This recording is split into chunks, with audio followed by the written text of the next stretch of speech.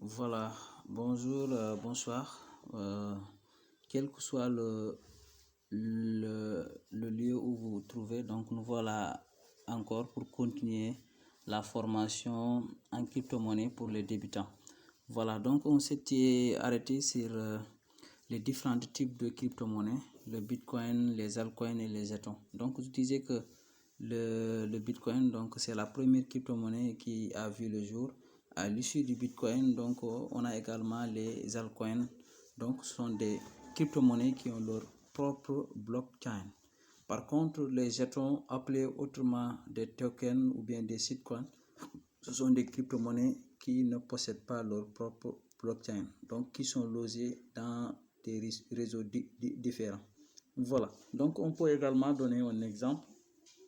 Vous savez que si vous voulez envoyer de Orange Money, par exemple ici au Sénégal, donc vous demandez un numéro à la personne que vous voulez envoyer l'argent à Orange Money. Maintenant, le numéro que la personne va vous envoyer sera exactement un numéro Orange Money. Par contre, s'il vous envoie un numéro qui est par exemple un numéro d'Expresso ou bien un numéro de Free, ça ne marche pas. Voilà, donc maintenant, l'étape suivante, ce sont les différents portefeuilles, communément appelés des wallets en anglais. Voilà, donc pour les portefeuilles, en réalité, les portefeuilles ne sont rien d'autre que ce sont un portefeuille électronique. Donc, on va le définir d'abord avant de différencier les différents portefeuilles. Donc, le portefeuille électronique qui détient la crypto est en réalité un programme développé dans le but de stocker des crypto-monnaies. Donc, si vous avez des crypto-monnaies à garder, il faut que vous avez ce qu'on appelle un portefeuille électronique, autrement appelé un wallet. Ce programme fonctionne selon un système basé sur deux principes. Donc, la première chose, il y a ce qu'on appelle la clé privée et également la clé publique. Donc, attention là. Donc, les deux clés, comme vous l'avez entendu, la clé privée, donc c'est privé. C'est quelque chose que vous ne donnez pas à personne. Par contre, la clé publique, donc c'est public, comme vous l'avez entendu également. Maintenant, la clé privée est à ne surtout pas mettre dans les mains d'autrui si vous ne voulez pas vraiment voir un jour toutes vos crypto-monnaies vidées dans votre portefeuille d'un coup. Voilà. Si on donne un exemple, si vous êtes par exemple dans une banque, vous ouvrez un compte bancaire, donc également c'est la même chose. Si vous ouvrez un compte bancaire, si vous avez une carte bancaire, la carte bancaire, il y a un code. Le code là, c'est ce que vous allez utiliser pour faire vos transactions. Ce code, même votre gestionnaire ne le saura pas. C'est complètement privé. Là aussi, c'est la même chose. Et le numéro du compte, vous pouvez, ça c'est public. Si par exemple, moi je veux vous envoyer une transaction, je veux vous envoyer dans votre compte bancaire, vous êtes obligé de me donner votre numéro compte bancaire. Maintenant, pour les crypto-monnaies aussi, c'est bon, c'est quasiment la même chose ici. Donc ici, la clé privée, donc si on revient un peu au niveau de wallet, donc c'est le code que vous allez utiliser. Ce code-là, c'est également pour certains portefeuilles, il y a ce qu'on appelle une phrase à 12 chiffres. Donc ces phrases-là, ce sont des phrases de récupération de votre portefeuille en cas de si le téléphone est détruit ou bien si le téléphone est volé ou bien si vous le changez et que vous voulez utiliser un nouveau téléphone. Là, vous utilisez les phrases de récupération pour conserver ce que vous avez dans votre portefeuille.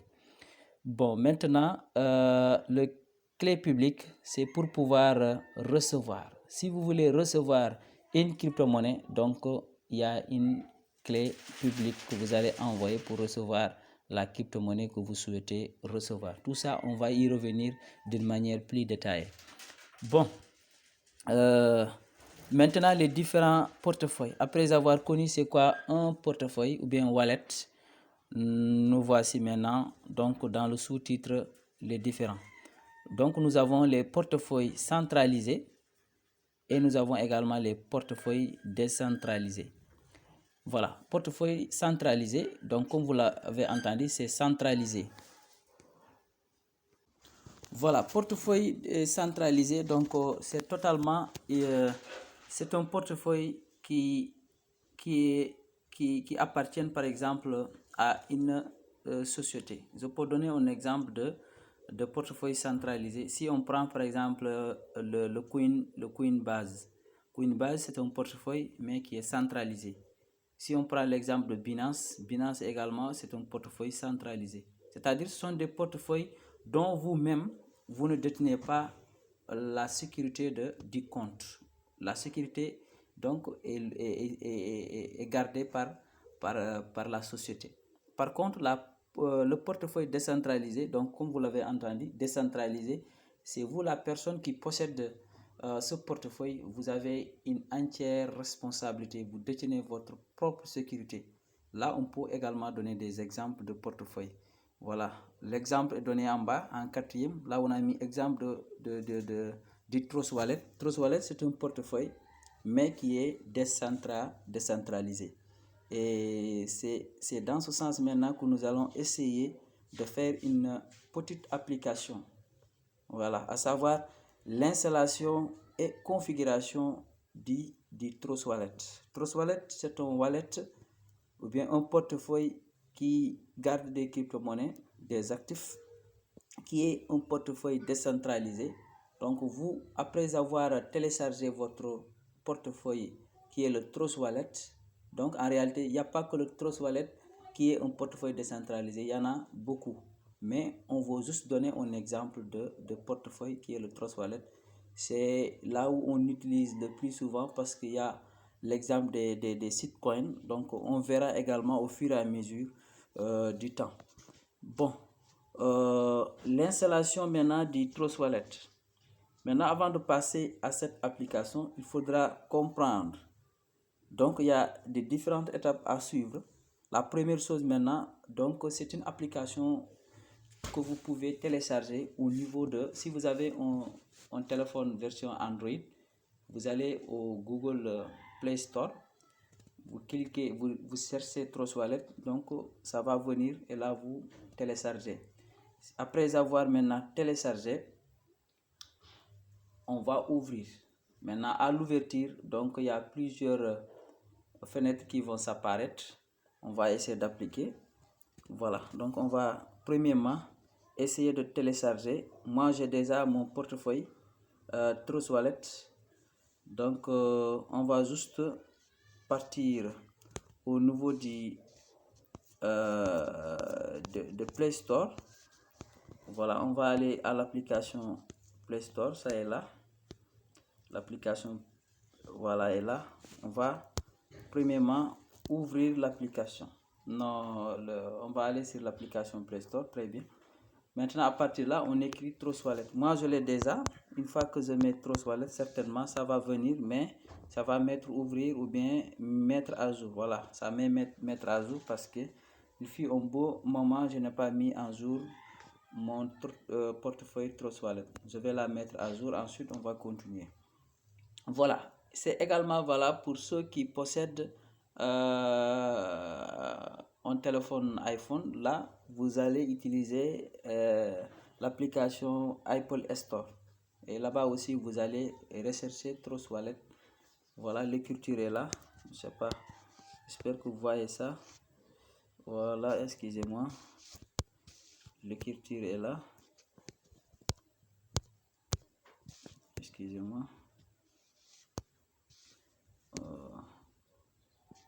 Voilà, l'écriture est là. En haut ici, on a mis Trust Wallet. Voilà, c'est fini de mettre à jour. Je vais juste appliquer sur ouvrir. Mais vous verrez qu'il y aura l'onglet où on demande de télécharger. Vous allez cliquer sur télécharger, après ouvrir. Voilà, ouvrir. J'ai déjà mon portefeuille.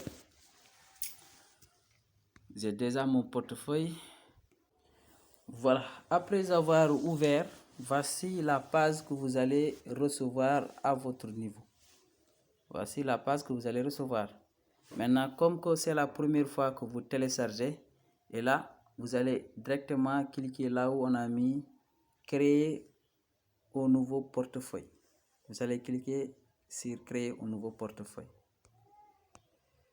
Après avoir cliqué là-dessus, on vous signale que voilà les conditions.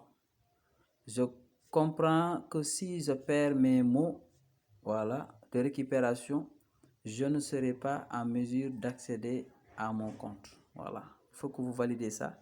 Vous cliquez sur, vous cochez le petit triangle ou le petit carré si vous voulez. Ensuite, l'option continuer va s'afficher et là vous allez cliquer. Maintenant, une fois que vous cliquez sur l'option, maintenant vous voyez que vous n'allez pas voir parce que automatiquement on me donne les phrases, la phrase de récupération. On a dit votre phrase de récupération. Vous n'allez pas voir. Certainement à votre niveau ça a mis un écran tout noir parce que on me montre actuellement la phrase de récupération qui contient 12 mots. Maintenant là vous allez copier. Donc certainement vous verrez là où on a mis copier, vous copiez et là vous allez coller ce que vous avez copié dans un endroit très sûr. Moi je vous conseille de prendre une feuille ou bien un bloc et écrire tous les mots. Donc c'est allant de 1 jusqu'à 12. Vous écrivez tous les mots. Voilà, quelque part. Après avoir écrit ces mots quelque part, vous cliquez sur continuer. Voilà. Jusqu'à présent, vous ne verrez pas mon écran parce que c'est dans la phase de sécurité. Mais vous, à votre place, vous verrez bien votre écran. À partir de là maintenant, on reprend les 12 mots, mais d'une manière désorganisée. Maintenant, là où vous avez pris note, vous allez regarder sur cette feuille. Vous allez réorganiser les mots. Voilà, vous écrivez le premier mot, vous tapez et ça va afficher en haut. Vous tapez le mot suivant, ainsi de suite, jusqu'à composer tous les 12 mots. Et à la fin, vous cliquez sur terminer. Voilà, après avoir cliqué sur terminer, automatiquement, ça vous donne le portefeuille proprement dit. Là, le conseil que je vous donne, c'est de pouvoir garder les 12 mots d'une manière très sécurisée parce que c'est votre clé privée. Voilà, donc on va s'arrêter cette vidéo là et reprendre également la troisième étape donc pour continuer.